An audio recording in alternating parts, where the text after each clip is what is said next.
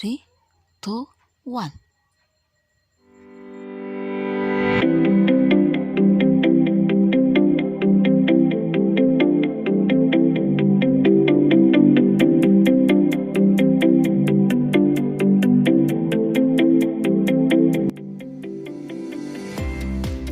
Apakah sumber energi itu? Semua benda yang menghasilkan energi disebut sumber energi. Seperti air, udara atau angin, tumbuhan atau tanaman, dan hewan. Tumbuhan dan hewan adalah sumber makanan. Makanan menghasilkan energi bagi tubuh manusia. Kemudian ada sumber energi yang berasal dari BBM dan matahari. Matahari adalah sumber energi terbesar di bumi.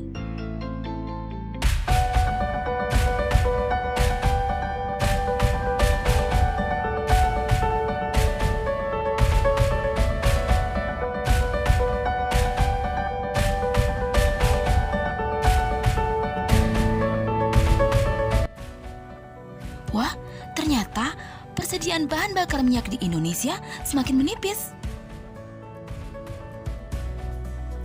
Energi alternatif. Kebutuhan manusia akan energi semakin lama semakin tinggi. Hal ini dikarenakan penduduk dunia semakin banyak. Juga karena perkembangan teknologi yang semakin pesat. Perkembangan teknologi membutuhkan banyak energi. Bahan bakar minyak adalah energi yang penggunaannya paling besar selama ini. Karena terlalu banyak digali, maka persediaannya semakin sedikit. Nah, untuk mengatasi hal tersebut, dicarilah berbagai energi alternatif. Tujuannya untuk menggantikan bahan bakar minyak. Yuk, mari kita pelajari energi alternatif dan manfaatnya.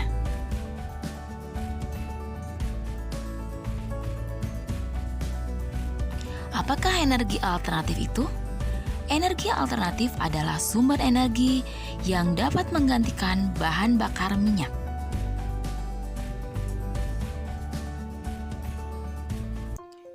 Nah, apa saja yang termasuk energi alternatif?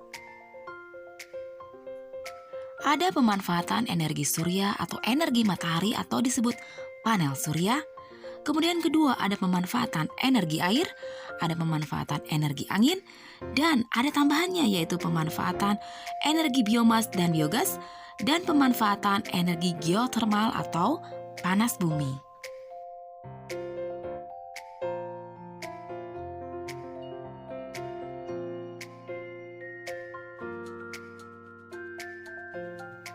Nah, ini adalah pemanfaatan energi surya, panel surya atau solar panel.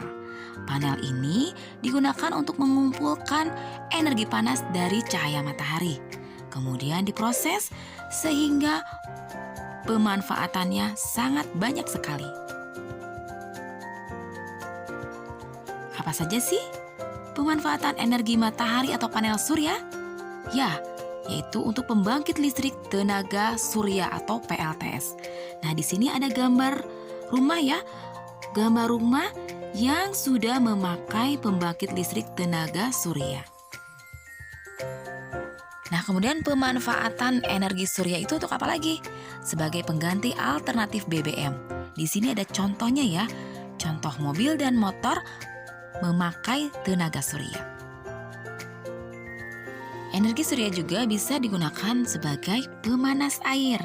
Nah, anak-anak pasti pernah melihat alat seperti ini ya. Alat-alat seperti ini biasa digunakan di hotel-hotel, sehingga mereka tidak usah memasak air jika ingin mandi dengan air hangat.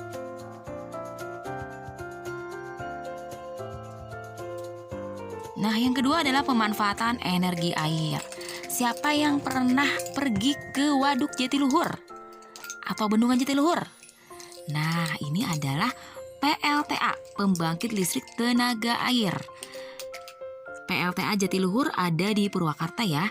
Jadi pemanfaatan energi air untuk apa? Pembangkit listrik tenaga air. Dan ini skemanya. Air di bendungan dialirkan. Aliran air ini memiliki kekuatan yang disebut energi kinetik. Kemudian energi kinetik air menggerakkan kincir atau turbin. Gerakan kincir air akan menggerakkan generator listrik. Nah, generator listrik inilah yang membangkitkan energi listrik.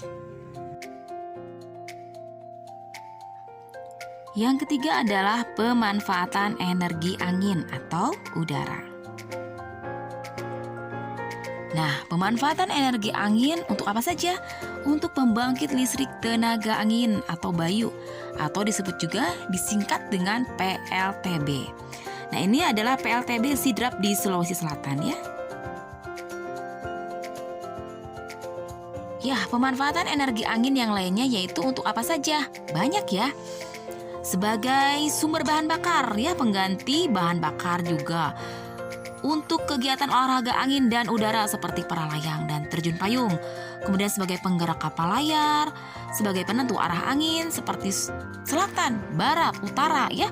Kemudian untuk membantu perkembangbiakan tumbuhan, juga untuk bermain dan hiburan. Contohnya, bermain layang-layang. Siapa yang suka bermain layang-layang? Wah, sangat menyerukan sekali ya bermain layang-layang. Layang-layang itu tidak akan terbang jika tidak ada angin ya. Nah, yang berikutnya adalah pemanfaatan energi biomas dan biogas. Apakah energi biomas itu? Energi biomas termasuk biogas adalah energi alternatif yang dibuat dari sumber alami seperti tumbuhan, limbah kotoran makhluk hidup seperti kotoran hewan dan manusia, dan limbah sampah organik. Contohnya ini, seperti ini ya skemanya. Nah, ini adalah contoh sebagian limbah yang bisa digunakan sebagai energi biomas, yaitu sisa potongan kayu, ranting kayu, cangkang sawit, kemudian sekam ya, dan bonggol jagung. Nah, ini skemanya. Ini skema sederhana penggunaan biogas ya. Kotoran sapi diolah sehingga gasnya bisa digunakan untuk menyalakan kompor.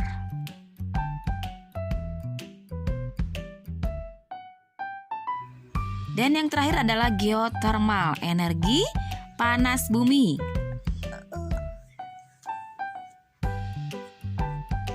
Energi panas bumi adalah energi yang terdapat dan terbentuk dalam kerak bumi atau berasal dari panas dalam bumi. Pemanfaatannya banyak. Untuk apa saja? Sebagai pengganti energi listrik atau PLTP, pembangkit listrik tenaga panas. Bisa sebagai pengganti gas juga dan sebagai pengganti penggunaan minyak. Nah, ini adalah contoh tempat PLTP yang ada di Indonesia. Indonesia itu termasuk penghasil panas bumi terbesar di dunia.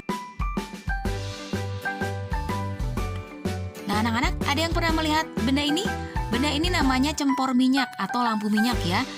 Zaman dahulu sebelum ada listrik, di Indonesia pencahayaan rumah menggunakan cempor minyak seperti ini. Dan ini sangat boros BBM ya, karena menggunakan minyak tanah sebagai bahan bakarnya. Nah, alhamdulillah sekarang kita punya sumber energi listrik yang dihasilkan dari energi alternatif.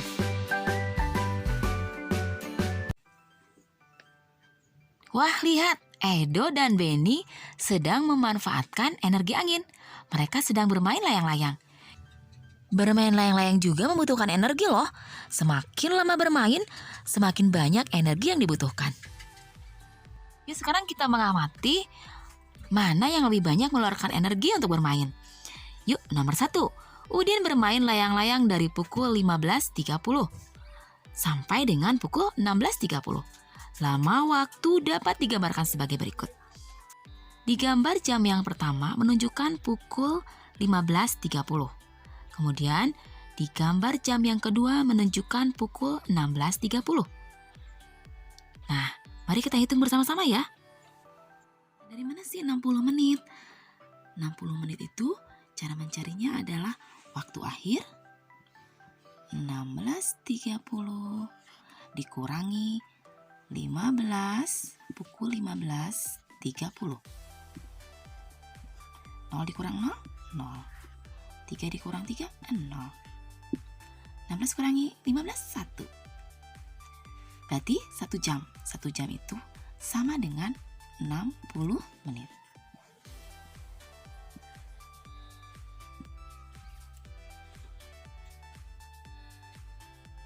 Nah, tadi cara pertama. Cara yang kedua adalah lihat menitnya. 30 ditambah 30 sama dengan 60. 60 menit.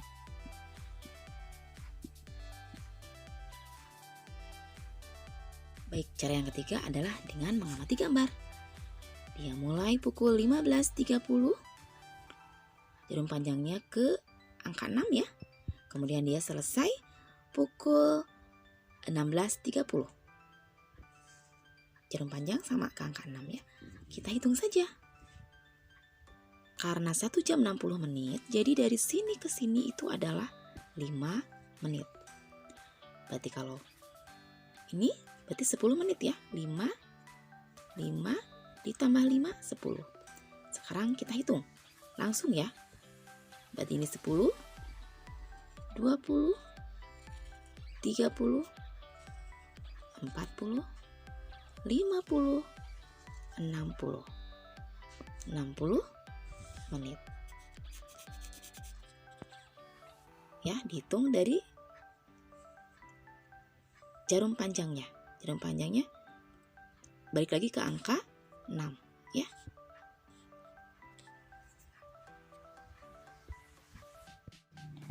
Nah, sekarang kita menghitung lamanya Benny bermain layang-layang. Benny bermain layang-layang dari pukul 15.30 sampai dengan pukul 16.45. Kita hitung dengan cara yang pertama ya. Cara pertama, Benny bermain layang-layang selesai pukul 16.45. Kemudian dia bermain layang-layang mulai 15.30. Kita kurangi ya. 5 dikurang 0, 5. 4 dikurang 3, 1. 16 kurang 15, 1. 1 jam 15 menit. Berarti Benny bermain layang-layang lamanya 1 jam 15 menit. Ya, didapatkan hasil Edo bermain layang-layang selama 60 menit atau 1 jam. Benny bermain layang-layang selama 1 jam lebih 15 menit. Jadi, siapa yang paling lama bermain layang-layang? Iya, Benny. Benny yang paling lama bermain layang-layang selama 1 jam lebih 15 menit. Bagaimana? Mudah dan gampang cara menghitungnya ya? Alhamdulillah, pembelajaran 1 subtema 3 sudah selesai. Tetap jaga kesehatan ya. Wassalamualaikum warahmatullahi wabarakatuh.